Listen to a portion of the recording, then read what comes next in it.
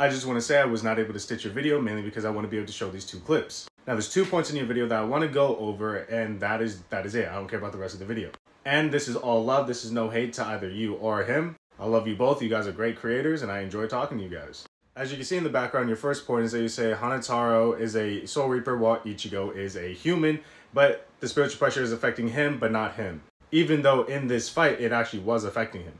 But going over when Ichigo first lost his Soul Reaper powers and was trying to get it back, when he was going through his training arc, he had his Chains of Fate cut. And when you have your Chains of Fate cut, you will die, for the encroachment will literally eat the chains until there is a hole in your chest making you become a hollow.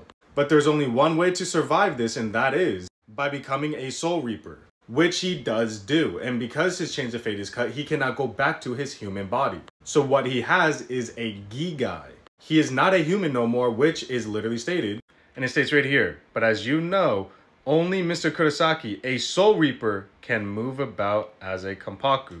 Which then he goes on to explain, once you pass through, you stay in this state forever.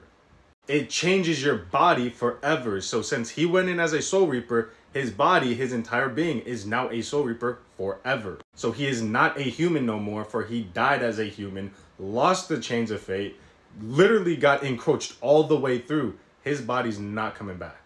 He wears a Gigai now, and he is a full-on Soul Reaper, just like Rukia was when she first came to the world of the living. And the next point I'm going to bring up is when you look up Toshiro Frieza and his grandma, because you mentioned that this was a Soul Reaper and not a human. Well, in the anime, you can see this. It shows him when he was a kid, living in the world of the living, and he was being tended to by an old lady, or by a lady.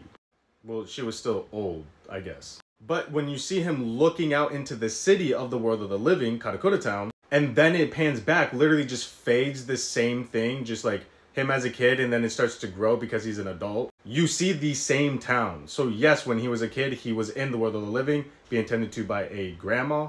And while he's an adult, still gets tended to by the same grandma.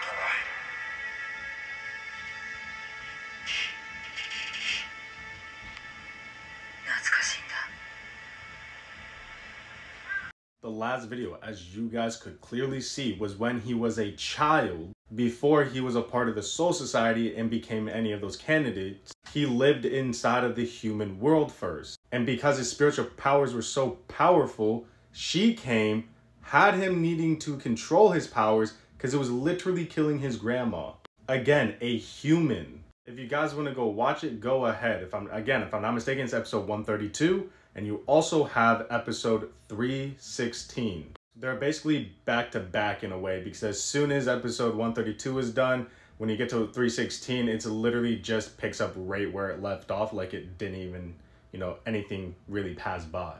So yes, she is human. She is not a Soul Reaper.